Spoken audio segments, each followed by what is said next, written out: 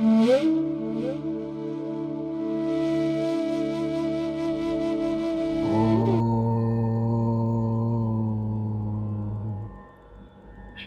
गुरुभ्यो नमः। पार्थाय प्रतिबोधितां भगवता नारायणेन स्वयं व्यासेन ग्रथितां पुराणमुनिना मध्ये महाभारतम् अद्वैतामृतवर्षिणीं भगवते अष्टादशाध्यायिनीम् अम्ब त्वाम् अनुसन्धधामि भगवद्गीते भवद्वेषिणीम्।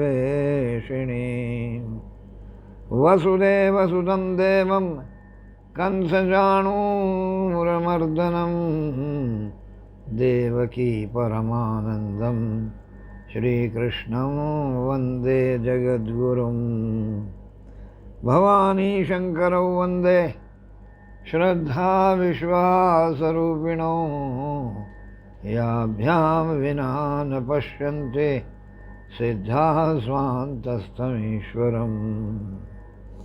अतुलितबलधामं स्वर्णशैलाभदेहं धनुजवनकृशानुं ज्ञानिनाम् अग्रगण्यं सकलगुणनिधानं वानराणामधीशं रघुपतिप्रियभक्तं वातजातं नमामि।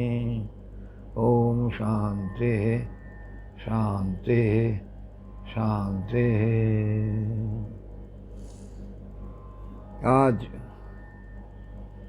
सप्तदिवसीय कार्यशाला के इस सत्र के समापन में आप सभी हमारे बड़े ही गीता प्रेमी जिज्ञासु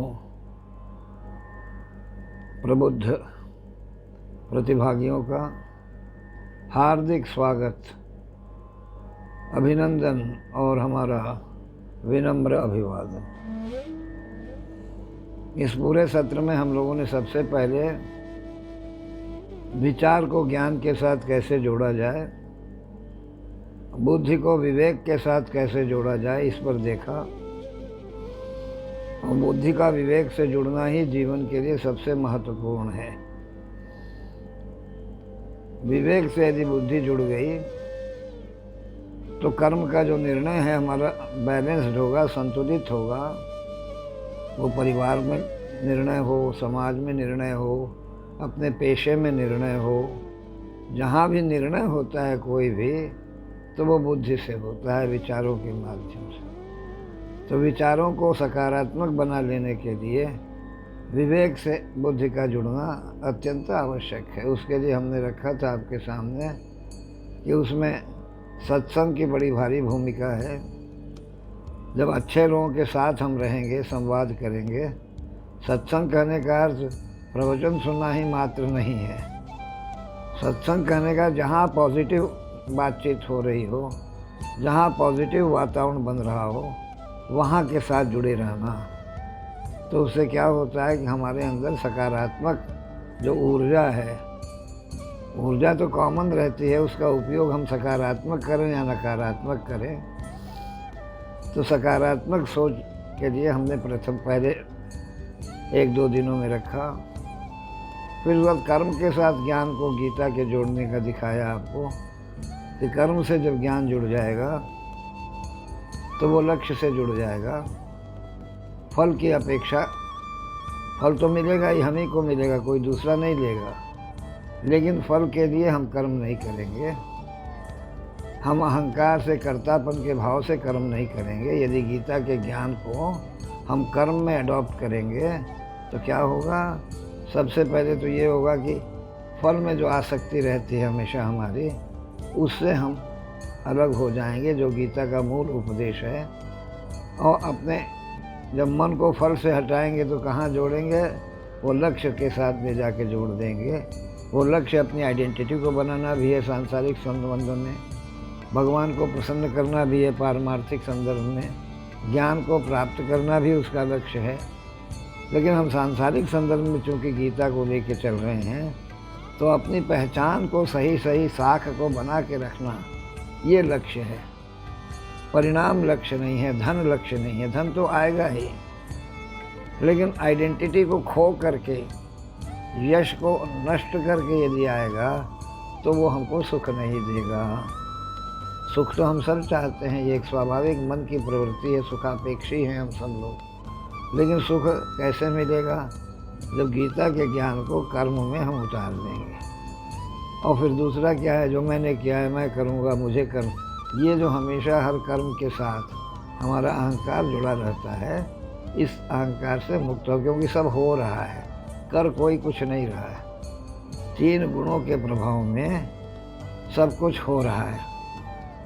उस होने में हमारी आपकी क्या, ये हमारी जो भूमिका, जहाँ जो हम हैं, गृहिणी हैं, कामकाजी हैं, हम अध्यापक हैं, हम कोई भी यावत कर्म कर रहे हैं,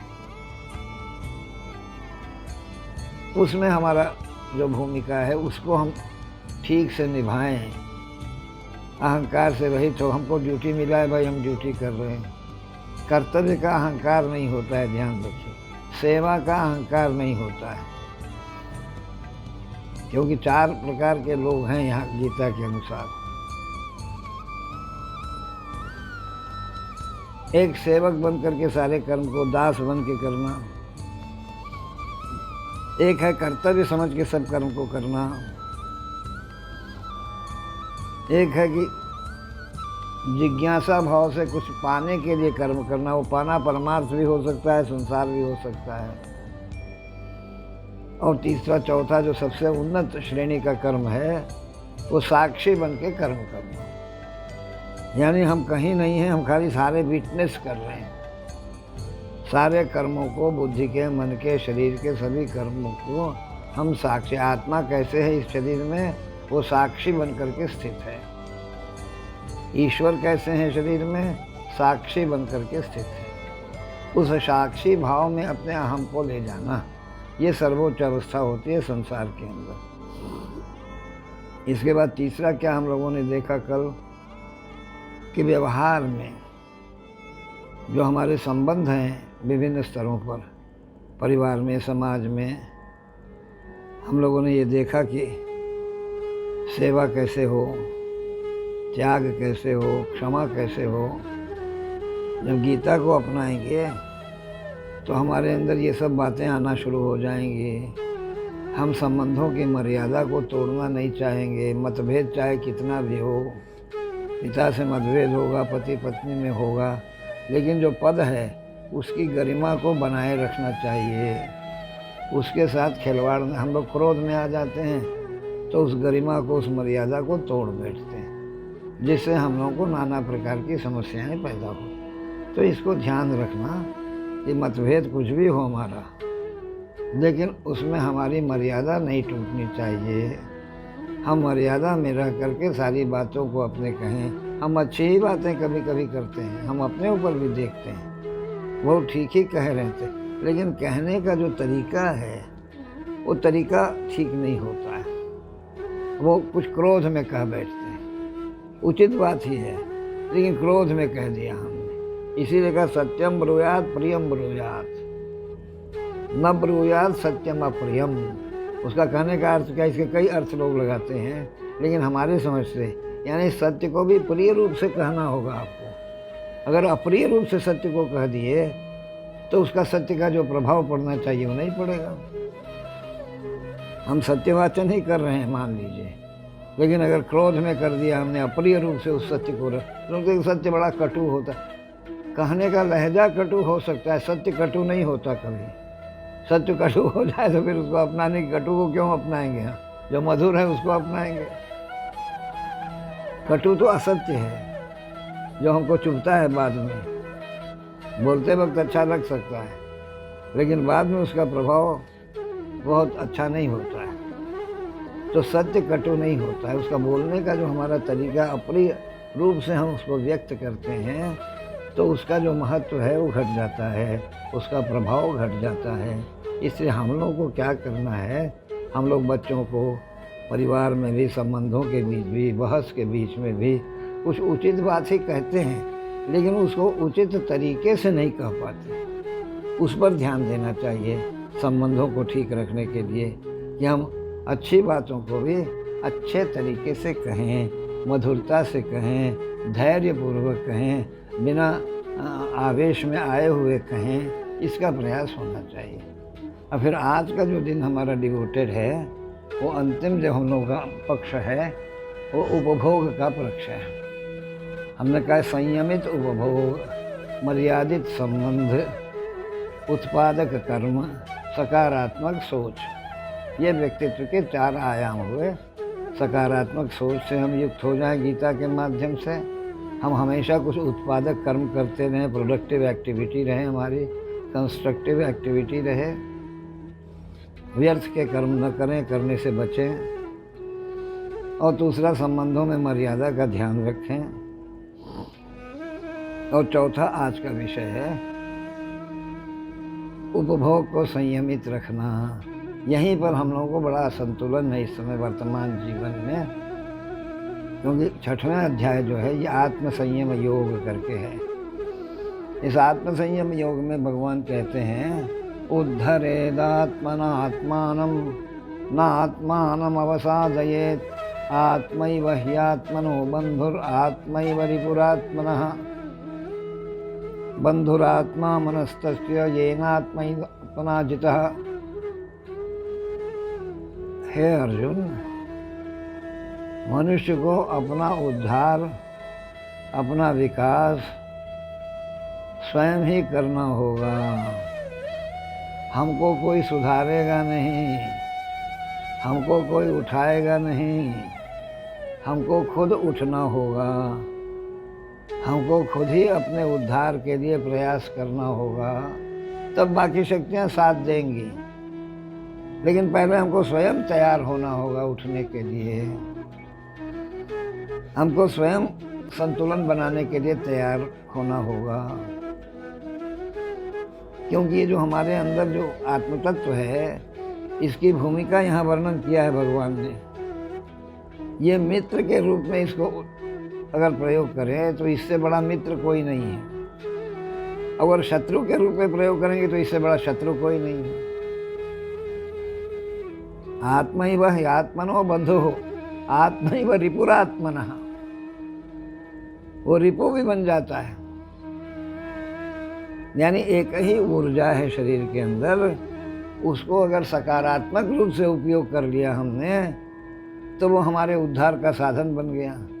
अगर नकारात्मक रूप से उपयोग कर लिया तो हमारे पतन का कारण बन गया। आत्मा की ही ऊर्जा से हम कोई कल्याणकारी कार्य करते हैं, और आत्मा की ही ऊर्जा से हम अपराध भी करते हैं, गलत काम भी करते हैं। शैतान की कोई ताकत नहीं है, ताकत सब भगवान की ही है।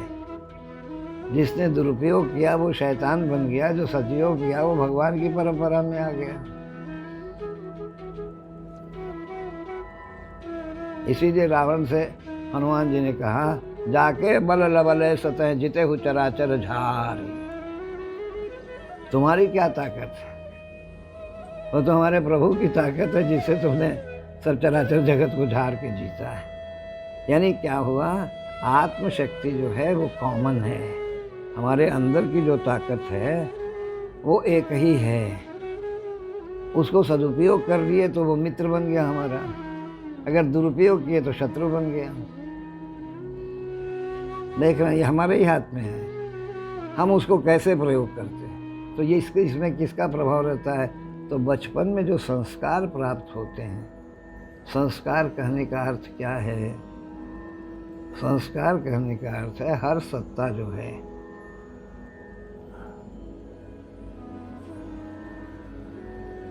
इधर घूम के बैठिए,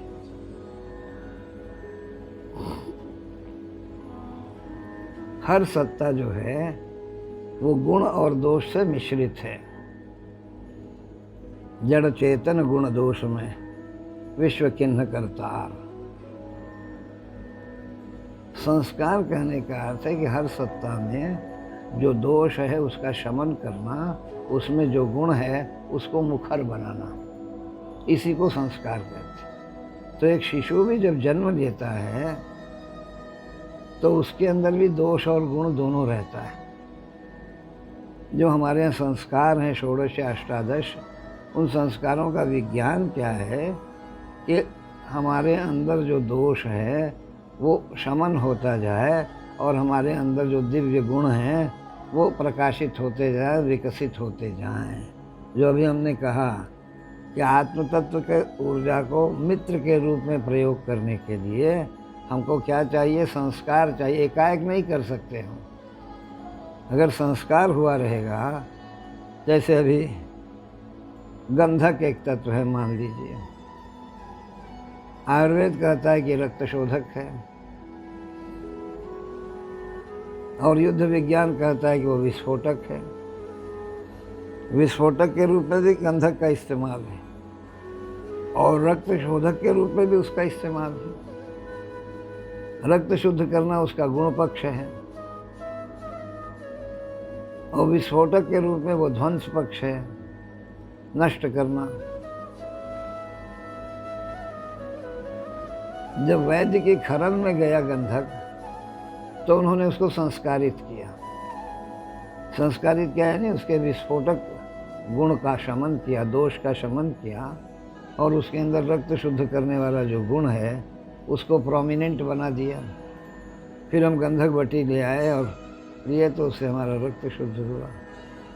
अगर वो गंधक रखा हुआ है और वो खरल में नहीं गया ये वैद्य के, तो वो उसके अंदर विस्फोटक ही मुख्य रहेगा, क्योंकि ऊपर दोष रहता है, भीतर गुण रहता है। हर सत्ता के अंदर कोई भी वस्तु प्राकृतिक रूप में जब आती है तो उस वस्तु का दोष तो ऊपर रहता है और गुण भीतर छिपा रहता है।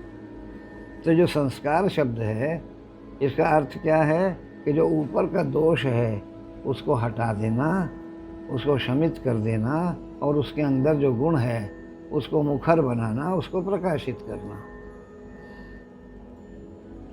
तो अभी क्या हुआ, हमारे बच्चे जो हैं, क्योंकि आधुनिक बच्चे, संस्कार हो नहीं रहा है। 18 बरस के हो गए, 16 बरस के हो गए, 20 बरस के हो गए, है दोष ही दोष है, ऊपर के गुण नहीं है ऐसा नहीं है।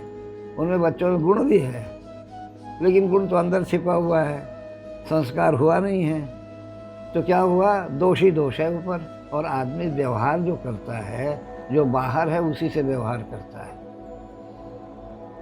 तो बाहर दोष ही दोष है युवक के अंदर। इस पर यूनिवर्सिटी देखिए, विद्यालय देखिए, स्कूल देखिए, सब जगह बच्चे लड़ रहे हैं। कम ही विश्वविद्यालय होंगे जहाँ शांति हो।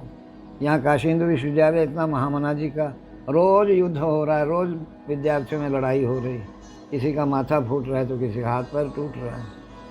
किस लिए हम आए हैं विश्वविद्यालय में? ऐसा विश्वविद्यालय ही नहीं है कहीं सारे भारत में। उन विद्यार्थियों को ये ज्ञान ही नहीं कि हम यहाँ आए क्यों हैं। किसी बात को लेके लड़ रहे हैं, किसी बात को लेके लड़ रहे हैं। जिस काम से आए वो चले थे हरिभजन को, ओटन लगे, कपास शुरू हो गया। ये हिंसा क्यों है बच्चों में? क्योंकि संस्कार नहीं हुआ, संस्कार पर ध्यान नहीं है। शिक्षा जो है वो संस्कार शाला है। वैसे जागरण वगैरह कुछ संस्कार शाला लोग चला रहे हैं, लेकिन उससे कितने लोगों को लाभ हो रहा है, कितने लोग उससे बदल रहे हैं। हमारी युवा पीढ़ी में जो क्रोध है, जहाँ देखो वहाँ क्रोध ही क्रोध दिख रहा है। हर व्यक्ति जैसे लड़ने के लिए तैयार बैठा हुआ है। क्यों भैया, जीवन लड़ने के लिए मिला है। इतना भी समझ सामान्य नहीं है। वहाँ गोस्वामी जी कहते हैं, हित अनहित पशु पक्षी न चिन्हा। हित हित तो पशु पक्षियों को अपना ज्ञान रहता है। हम मनुष्य हो के हम लोग को ज्ञान ही नहीं हो रहा है क्या हमारा हित है, क्या हमारा हित है।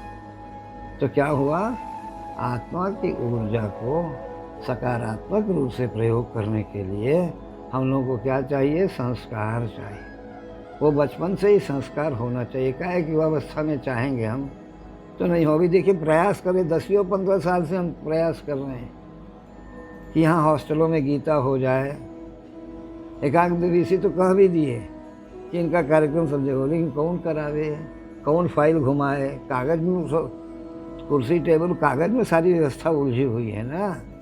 अब कौन फाइल बढ़ावे, कौन ले जाए, कौन तैयार करे, किसको गरज है, किसको गरज है। हमने कहा कुछ फीस नहीं चाहिए भाई, कोई हमको दक्षिणा नहीं चाहिए, हम फ्री में देंगे क्लास, कोई दिक्कत नहीं। लेकिन वो भी देखिए नहीं देने को लोग तैयार हैं। यहाँ कई इंस्टीट्यूशन में हमने कहा हमारे प्रेमियों के कि भाई आपके इंस्टीट्यूशन में जो काम में जो ढिलाई है, उपेक्षा है, उदासीनता है, उसको दूर करने के तक गीता से बढ़कर कोई एक नहीं रख पा रहे। वो भी चाह रहे हैं बेचारे रखना, नहीं रख पाते हैं। देखिए क्या युग का प्रभाव कहें उसको, कि हमारा दुर्भाग्य कहें, क्या कहें। तो अपना उद्धार मनुष्य को स्वयं ही करना होगा। कोई हमको बचाने आएगा नहीं, कोई हमको सुधारने आएगा नहीं, और कोई हमको मनुष्य को ऐसा बना के रख दिया गया है भगवान ने या प्रकृति ने कि वो स्वयं सुधरना चाहेगा तो तभी सुधर सकता है। भगवान भी नहीं सुधार सकते, ऐसा बन गया है। हम सुधरना चाहेंगे तो हमको कोई रोक नहीं सकता है। हमको सारी ताकतें हमारा समर्थन करेंगी, हमको सहयोग देंगी। तो ये उपभोग में जो संयम है, उपभोग कहाँ कहाँ हमारा है। आहार, निद्रा और मैथुन ये प्रमुख रूप से हैं।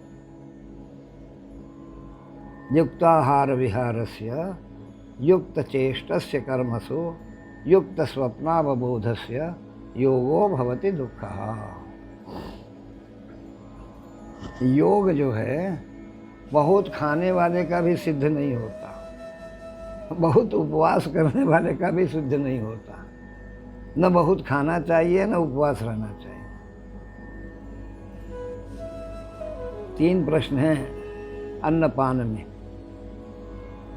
हम क्या खा रहे हैं, कब खा रहे हैं और कैसे खा रहे हैं। क्या खा रहे हैं, क्या है हमारा भोजन, मेनू क्या है। कब खा रहे हैं मैंने समय, क्या समय का शेड्यूल है खाने का, पीने का, रसादि ग्रहण करने का, और कैसे ग्रहण कर रहे हैं। यह अन्नपान के बारे में। विहार कहने का अर्थ क्या हुआ। विहार कहने का अर्थ है मनोरंजन। हम मनोरंजन कितना चाहिए हमको। विहार करना है, यानी मौज मस्ती देना, मौज मस्ती के लिए विदेश जाना, मौज मस्ती के बड़े बड़े रेस्टोरेंट में जा कर के बैठ के गाना सुनना, नाच देखना। आजकल पब संस्कृति चल रही है। बड़े बड़े महानगरों में हमारे युवक युवतियाँ पब में जाने में बड़ा गर्व अनुभव हो। फिर रेव पार्टी करके आजकल चल रही है। मैंने नाश के जितने दरवाजे हैं सब खुले हुए हैं। निर्माण का पता नहीं लग रहा है कहाँ है। युवकों को बिगाड़ने वाले रास्ते, प्रलोभन, मीडिया से लेके ये जो मिल गया है ये एंड्रॉयड फ़ोन। अभी भी कई बच्चों को परिवार में लोग चाहते हैं कि युवक लोग सुने हमारा कार्यक्रम। नहीं हो रहा है, नहीं सुन पा रहे हैं। बिगड़ने वाला आकर्षण ज़्यादा तेज होता है ना।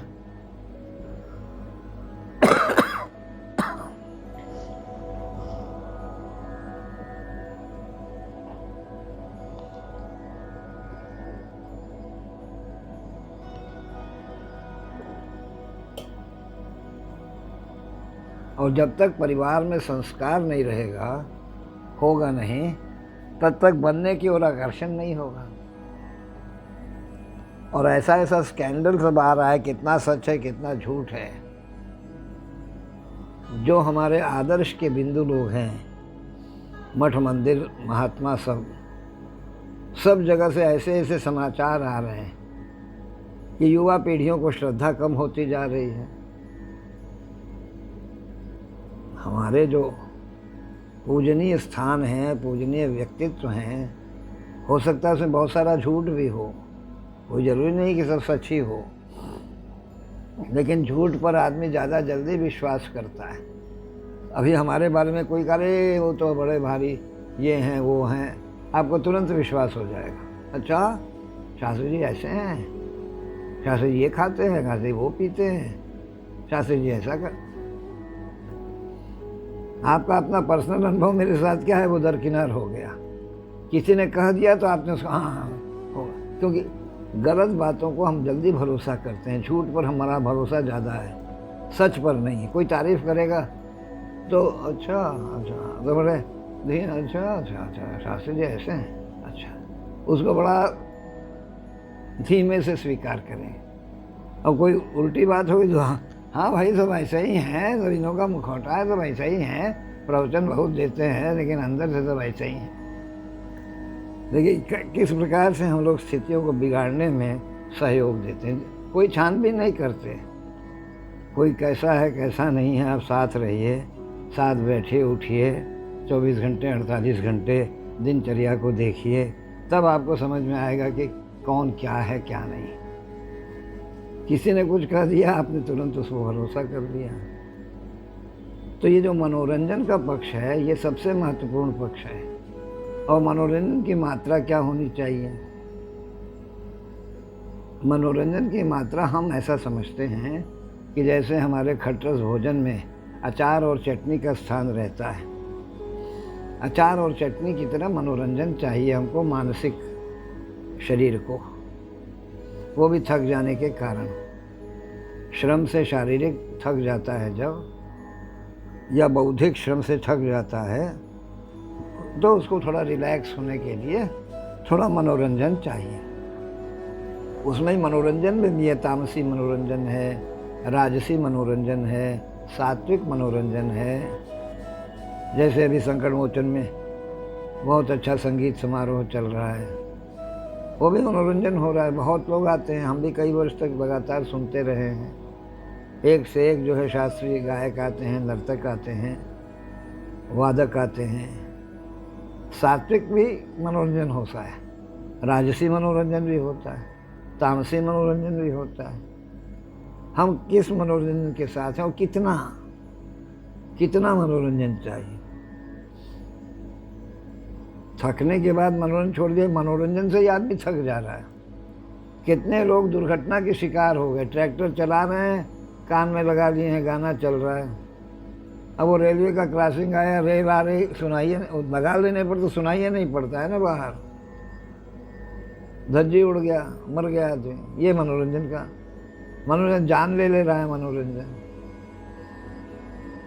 कितना मनोरंजन, इसका संयम होना चाहिए, एक रूटीन बनाना चाहिए। हम कितनी देर मोबाइल के साथ रहेंगे, और मोबाइल में भी बहुत अच्छी चीज़ें भी भरी हुई हैं, बहुत बिगाड़ने वाली चीज़ें भी भरी हुई हैं। बिगाड़ने वाली चीज़ें आकर्षित करती हैं, उस आकर्षण से बचना चाहिए। क्योंकि हमारे अंदर जब हम एडल्ट हो गए तो हमारे अंदर इतना तो समझ होना चाहिए कि हमारे लिए क्या ठीक है क्या नहीं ठीक है। अगर बेठीक वाला भी देखना है, 2 क्षण देखे, हटाए, हटाओ, हटा दे, आगे बढ़े नहीं।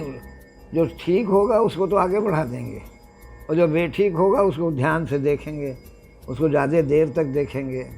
जुआ हो रहा है, जुए में बहुत जल्दी सब किस प्रकार से आदमी को लूट लिया जाए, इसके लिए बड़े बड़े गैंग लगे हुए हैं, बड़ी बड़ी संस्थाएं अंतर्राष्ट्रीय स्तर पर। कितना भारी इस समय हमारे युवकों के सामने समस्या है कि कहाँ कहाँ से बेचारे बचें, कहाँ कहाँ से अपने को बचाएं। ऐसे ऐसे गेम चल रहे हैं कि एडिक्ट हो जा रहे हैं, तो गेम ही नहीं छूट रहा है। अभी हमारे एक मित्र, उनका बेटा बड़े मुश्किल से वो PUBG से निकला, कई लाख रुपए उनके ख़त्म हो गए, 10-20 लाख रुपया उनका स्वाहा हो गया उसको निकालने में। उसमें से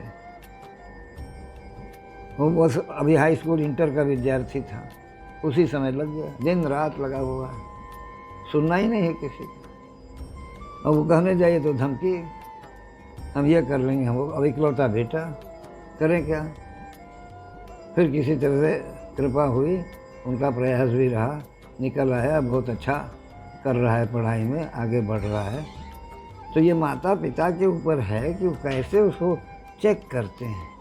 बच्चों के ऊपर चेक होना चाहिए। अभी क्या हो रहा है, पहले सब हम लोग जब थोड़ा गरीबी था तो सब एक ही जगह सोते थे, कोई बहुत अलग अलग कमरे बहुत नहीं हुआ करते थे।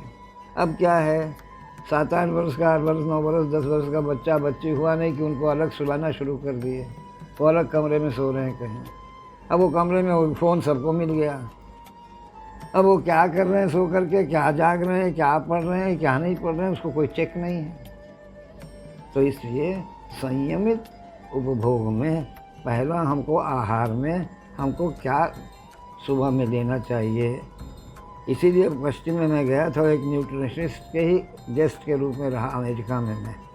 वहाँ न्यूट्रिशनिस्ट जो है वो बहुत ज़्यादा डिमांड में रहते हैं। वो ये बताते हैं कि आपको क्या भोजन करना चाहिए। वो अपने वैज्ञानिक तरीके से बताइए, कैलोरी है, वो कैलोरी है, ये विटामिन, इस प्रकार बताते हैं वो अपनी भाषा में।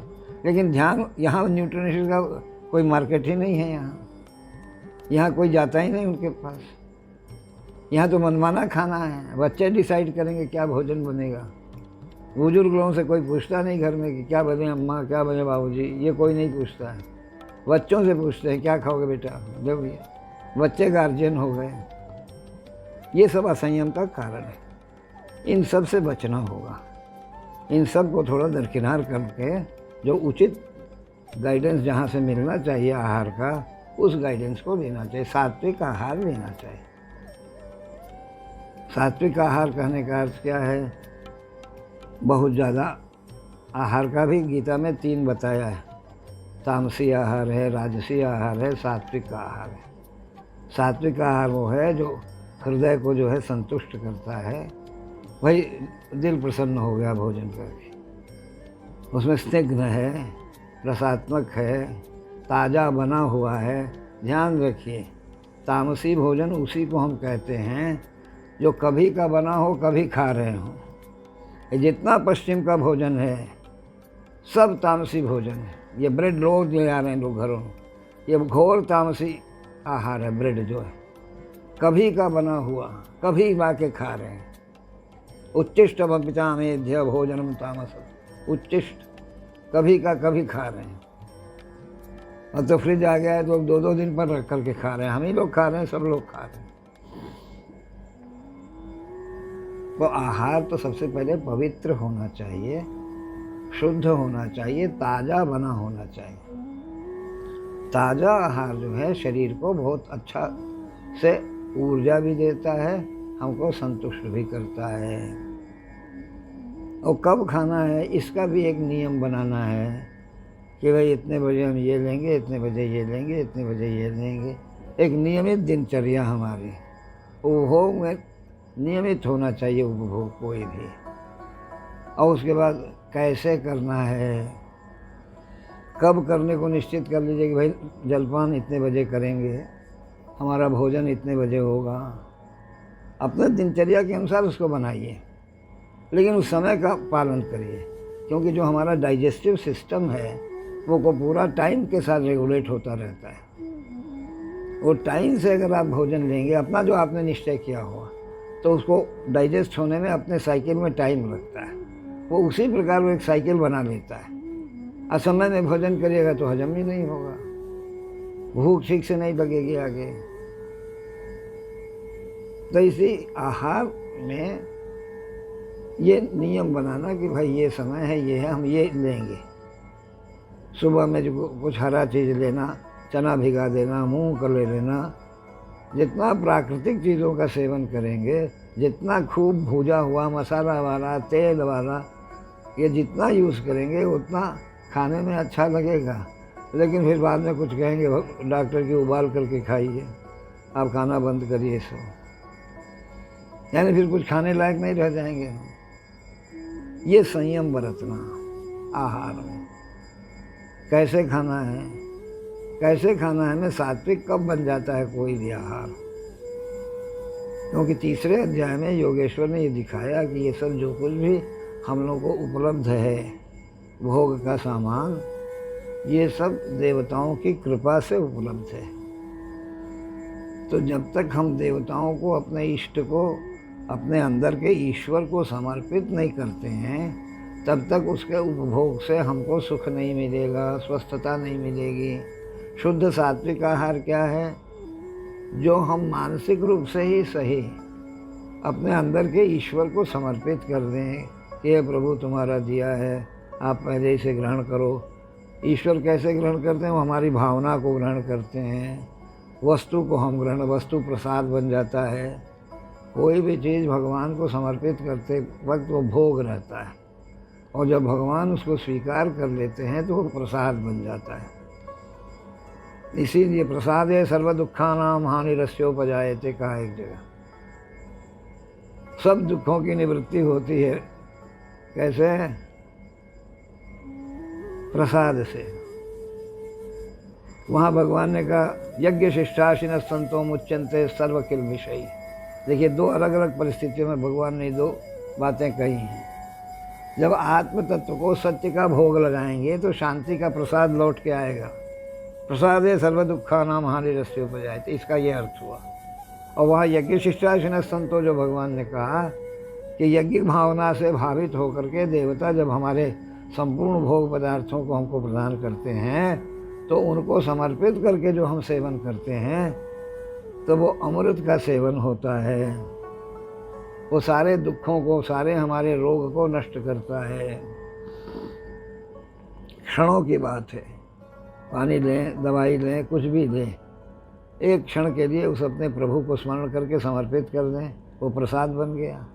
फिर वस्तु तो हम ही सेवन करें, क्योंकि पंच तत्व का शरीर तो देवताओं को है नहीं, न भगवान को है। पंचभूत शरीर तो शरीर हमारा है, सेवन हम ही करेंगे वस्तुओं का। लेकिन अगर समर्पित कर दिए तो वो अमृत बन गया।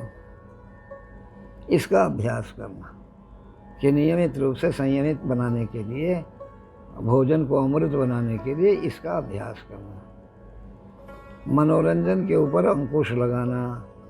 खास करके जो समृद्ध लोग हैं वो सबसे ज़्यादा मनोरंजन में लगे हुए हैं, क्योंकि उनको और कोई काम नहीं है, सुबह शाम कुछ करना धरना है नहीं। जब समय मिला मनोरंजन में लग गए हैं। अरे भाई, मनोरंजन में समय लगाइए, ठीक है, वो भी चाहिए चटनी अचार की तरह, दाल भात की तरह मनोरंजन मत खाइए, उससे नुकसान होगा। और नुकसान हो रहा है। ये जितना मेंटल डिसीज़ है ये सब ओवर एंटरटेनमेंट के कारण है। आदमी बहरा हो जा रहा है। वही पश्चिम के संगीत में, पूरब के संगीत में यही अंतर है। पश्चिम का जितना बैंड है, फैंड है, वो है, ये है, वो सब उत्तेजना पैदा करता है, उछलिए, चिल्लाइए, ये संगीत है। और हम लोग का संगीत क्या है? ये हमको शांत करता है, हमको गहराइयों में ले जाता है, हमारे अंदर एक दिव्य भाव का जागरण करता है। तो हम अपनी चीज़ों को संभालें ना भाई। अभी एक तो रॉक बैंड आ जाए यहाँ बनारस में किसी होटल में तो देखिए, फिर युवा युवती विश्वविद्यालय के सारे छात्र वहीं दिखाई देंगे। वह मार मार के सारा भरा बना दे रहे हैं, कान फट जाएगा। ये रॉक बैंड है, क्या क्या बैंड है ये पश्चिम का। ये अभी हमारे युवा लोग खूब दौड़ रहे हैं उसके पीछे। हम बेंगलोर में भी देख रहे हैं, हर शहरों में देख रहे हैं ये हाल। ये असंयमित भोग है, ये बाद में बहुत दुख देगा। ये भले थोड़ी देर के लिए अच्छा लगता, वो भी हम लोगों के साथ क्या दिक्कत है ना। सब देखा देखी है। दूसरा कर रहा है तो हम भी करेंगे, दूसरा कर रहा है तो हम भी करेंगे। ये दूसरा कुएं में गिर रहा है तो आप ही गिरोगे कुएं में। जरा सोचो तो सही, हर एक का अपना विवेक है, हमें से हर लोग स्वतंत्र हैं। हम लोग अपना विचार करें कि भाई अगला जा रहा है कुएं में, गड्ढे में गिरने, तो हम भी सोचा ले वो गड्ढे में गिर, तो चलो गड्ढे में गिरते हैं। ये तो बात नहीं ना हुई। तो मनोरंजन पर अंकुश लगाना। और चौथा क्या जो है, यौन सुख, यौन संबंध, ये भी बहुत ज़्यादा गड़बड़ी में इस समय चल रहा है। या तो बहुत ज़्यादा है या नहीं है, ऐसा हो जा रहा है। बहुत ज़्यादा हो जाए यौन संबंध तो भी वो बहुत बड़ी समस्या पैदा करने वाला है, और नहीं हो तो भी समस्या पैदा करने वाला है, क्योंकि समय से विवाह नहीं हो। अब एक वो चल रहा है अलग, विवाह ज़रूरतें नहीं हैं। क्यों? विवाह करेंगे तो जिम्मेदारी है। भोग चाहिए आज के युवक युवतियों को, जिम्मेदारी नहीं चाहिए। और ऐसा भोग जो जिम्मेदारी से रहित है वो बोझ बन जाएगा, रोग बन जाएगा, समस्या बन जाएगा, चरित्र का समाप्ति हो जाएगा। उसी में बहुत सारी आत्महत्याएं हो रही हैं, उसी में बहुत सारी हत्याएं हो रही हैं। ये सब क्या हो रहा है? एक ऐसी अराजक सामाजिक स्थिति पैदा हो रही है। वहाँ पर भी पश्चिम में अभी किसी ने पूछा कि सबसे ज़्यादा बड़ा समस्या क्या है अमेरिका में, इंग्लैंड में? ये लिव इन रिलेशनशिप जो वहाँ से यहाँ इम्पोर्ट हुआ है। उच्च पढ़ी लिखी लड़के लड़कियों में स्वतंत्र हैं हम लोग, जैसा चाहे मनमानी करेंगे। वही स्वतंत्रता जब विकृत होती है तो उच्छृंखलता बनती है। उच्छृंखलता जब विकृत होती है तो उद्दंडता बनती है। उद्दंडता जब विकृत होता है तो अपराध बनता है। अपराध की श्रेणी में हमारे युवक युवतियाँ जा रहे हैं। तो ये जब तक संयमित नहीं करेंगे, संयम को नहीं अपनाएंगे, कहाँ कहाँ हुआ यौन सुख में संयम को बरतना, क्योंकि यह ऐसा सुख है कि भोग करके कोई तृप्त नहीं हो सकता। उम्र के साथ क्या होता है हम लोगों के कि क्षमताएं हमारी भोगने की घटती जाती हैं और भोगने की इच्छाएं बढ़ती जाती हैं। ये सारा आध्यात्मिक सत्संग की क्यों जरूरत है? वो भोग की जो इच्छाएं, वो यावत भोग हो, वो कोई एक ही भोग की बात मैं नहीं कर रहा हूँ। भोजन में भी ऐसा ही है। बुढ़ापे में सबसे ज़्यादा ये मिल जाए, वो मिल जाए, इस प्रकार की इच्छा शुरू हो जाती है। हमारे बाबूजी इसे पेट चलने लगेगा, इससे ये हो जाएगा, ये मत खाइए, वो मत। अब बेचारे बूढ़े हमको ये मिल जाए। अभी एक जगह गए थे, एक गाँव में, हमारे बड़े पुराने मित्र, हमसे थोड़ा सा बड़े ही हैं, 80 से 82 तरह। हमने पूछा कैसे हैं? क्या कहें स्वामी जी कैसे हैं? उनका एक बेटा डॉक्टर भी है। क्या कहें हमको, खाने का कुछ नहीं है, ये मत खाओ, वो मत खाओ। वो डॉक्टर बेटा अलग है तो वो ये अलग है, कई बेटे हैं। अब वो खाने ही को नहीं मिल रहा है, बच्चे लोग खाने ही नहीं देते हैं। अब बुढ़ापे में इच्छा बढ़ जाती है खाने की, ये खाएं, वो खाएं, वो खाएं, वो खाएं। देखिए, तो ज़्यादा जो बूढ़े लोग हैं उनको कुछ उनके मन के मुताबिक भी देना चाहिए। उस प्रकार से उनका मन दुखी होता है ना। आप उनको एकदम, ये आपको डायबिटीज़ है तो एकदम छूना नहीं है, तो वो नहीं छूना है, तो आपको दिल का बीमारी है, तो आप वो बीमारी है, तो ये। तो इसे संयम, यदि शुरू से संयमित भोग को रखेंगे तो हम बहुत समय तक उपभोग करने की स्थिति में रहेंगे। ये 4 स्थानों पर हम लोगों को संयम बरतना चाहिए। यदि संयम हो जाएगा तो जीवन में बहुत हम लोगों के रस आएगा। और संयम में जो रस है, वाणी का संयम, सबसे बड़ा संयम वाणी का संयम है। क्योंकि कर्म जो है, बोलना भी एक कर्म है, याद रखिएगा। बोलना भी जमा होता जाता है कर्म में। बोलने का दंड द्रौपदी को वस्त्राहरण कराना पड़ा।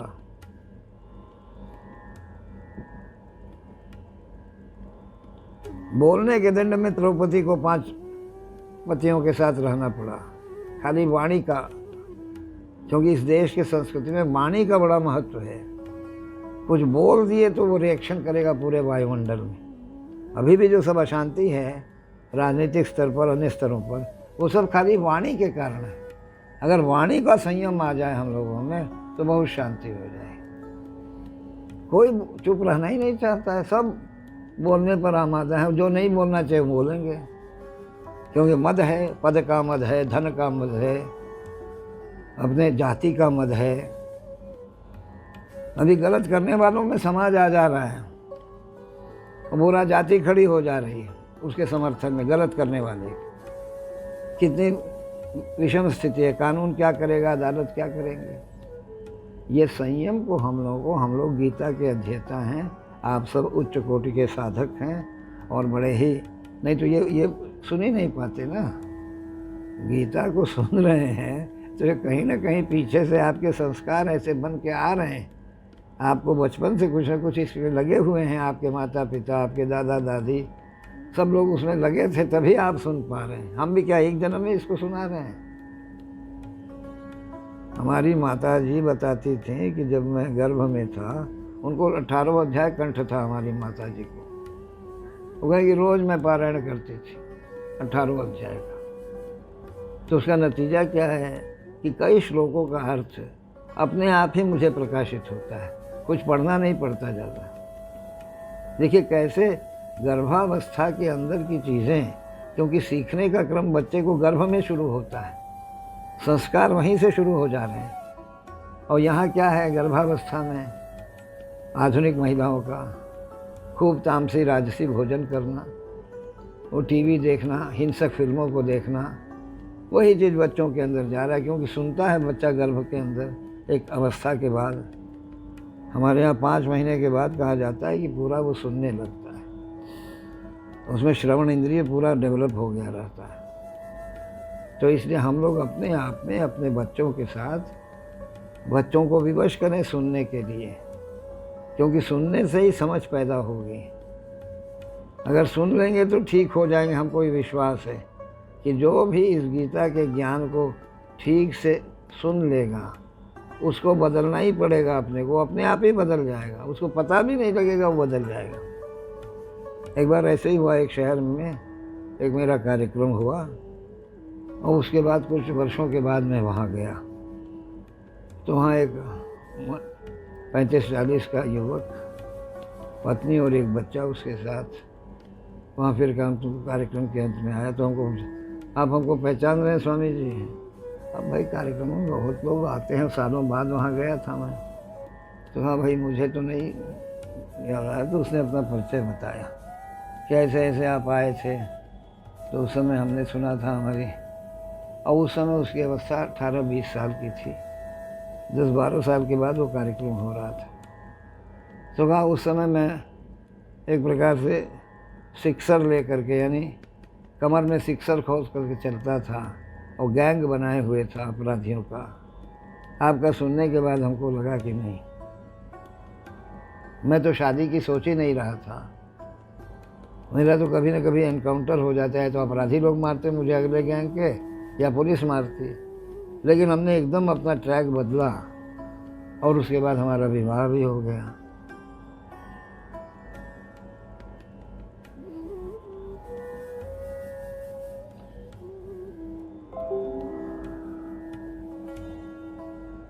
देखिए, ज्ञान में बड़ी ताकत है। ज्ञान में इतनी ताकत है, वो पारस है ज्ञान।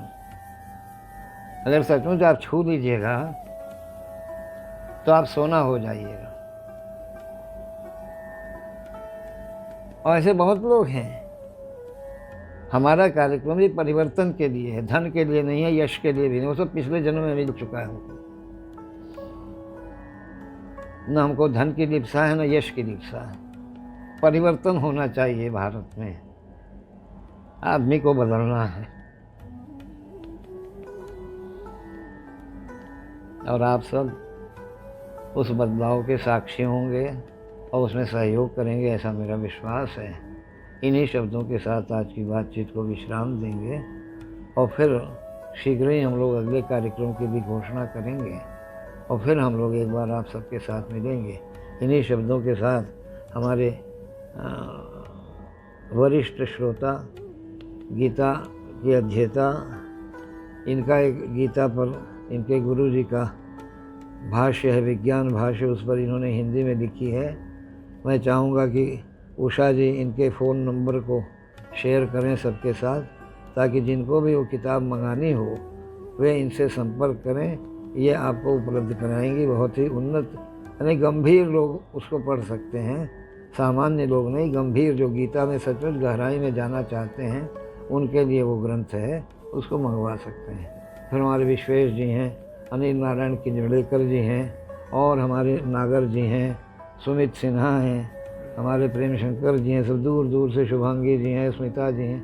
सभी को हार्दिक आभार और हमारा विनम्र अभिवादन। जय माँ, जय श्री कृष्ण।